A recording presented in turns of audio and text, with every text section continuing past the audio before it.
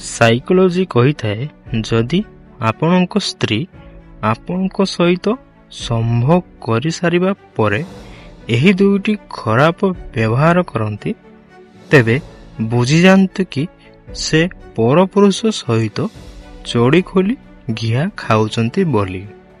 ପ୍ରଥମତଃ ହେଉଛି ସମ୍ଭୋଗ କରିସାରିବା ପରେ ଆପଣଙ୍କୁ ଇଜ୍ଜତ ଦେବେ ନାହିଁ। ଦ୍ୱିତୀୟରେ ଆପଣଙ୍କ ପାଖରେ ଆପଣଙ୍କ ଠାରୁ ଅନ୍ୟ କେଉଁ ପୁରୁଷର ଅଧିକ ପ୍ରଶଂସା କରିବେ। ସାଇକୋଲୋଜି କହିଥାଏ ପୁରୁଷମାନେ ସେକ୍ସ ଓ ଫୋର୍ ପ୍ଲେ କରିବା ସମୟରେ ନିଜ ମହିଳା ସାଥୀକୁ ଚରମ ସୁଖର ଆନନ୍ଦ ଦେବା ପାଇଁ ସେମାନଙ୍କର ଦଦିକୁ ଜୋର ଜୋର କରି ଦବାଇ ଖାଇଥାନ୍ତି।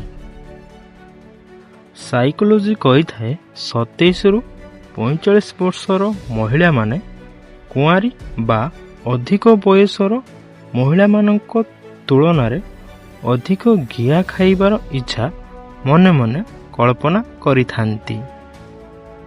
ସାଇକୋଲୋଜି କହିଥାଏ ସାମୁଦ୍ରିକ ଶାସ୍ତ୍ର ଅନୁସାରେ ଯେଉଁ ମହିଳାର ସ୍ତନ ଧଳା ଓ ନିପଲ କଳା ହୋଇଥାଏ ଦୌଲତ ସେହି ମହିଳାର ଦୁର୍ବଳତା ହୋଇଥାଏ। ସାଇକୋଲୋଜି କହିଥାଏ ଏମିତି ମହିଳାକୁ ନିଜ ଜୀବନରୁ ତୁରନ୍ତ ବାହାର କରିଦେବା ଉଚିତ ଯେଉଁ ମହିଳା ଆପଣଙ୍କ ସାମ୍ନାରେ ଆପଣଙ୍କ ଶତ୍ରୁର ପ୍ରଶଂସା କରିଥାଏ। ସାଇକୋଲୋଜି କହିଥାଏ ବଡ଼ ସ୍ତନ ଥିବା ମହିଳା ମୁଖ୍ୟତଃ ସବୁବେଳେ 24 ଘଣ୍ଟା ନିଜର ଦଦି ଉପରେ ଧ୍ୟାନ ଦେଇଥାନ୍ତି। ସେମାନେ ଦଦିକୁ ବଡ଼ କରିବା ସହିତ ଅଧିକ ଆକର୍ଷଣୀୟ ଓ ଚିକ୍ଣିଆ କରି ରଖିଥାନ୍ତି। ସେମାନେ ଏହା ଭାବିଥାନ୍ତି ପୁରୁଷମାନେ ଆକର୍ଷିତ ହୋଇ ତାଙ୍କ ସହିତ ସମ୍ପର୍କ ବନାନ୍ତୁ।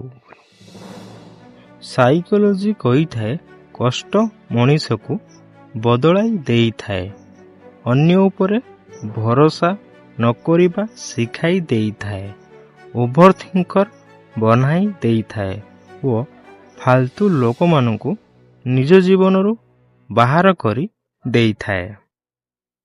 ସାଇକୋଲୋଜି କହିଥାଏ ଘରଠାରୁ ଦୂରକୁ ଯାଇ ରୋଜଗାର କରୁଥିବା ପୁଅମାନେ ନିଜ ପାଇଁ କେବେ ବି ବଞ୍ଚି ନଥାନ୍ତି, କାରଣ ତାଙ୍କ ପାଇଁ ତାଙ୍କ ନିଜ ପରିବାରର ଦାୟିତ୍ୱ ଅଧିକ ମହତ୍ତ୍ୱ ରଖିଥାଏ।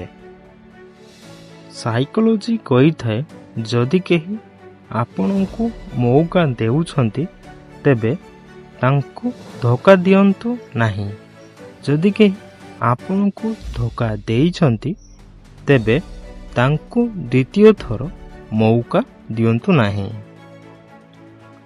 ସାଇକୋଲୋଜି କହିଥାଏ 3ଟି ଜିନିଷ ଯାହାକୁ ହଜେଇ ଦେବା ପରେ ତାହାର ମୂଲ୍ୟ ଜଣା ପଡ଼ିଥାଏ। ତାହା ହେଉଛି ସମୟ, ମଣିଷ ଓ ସମ୍ପର୍କ।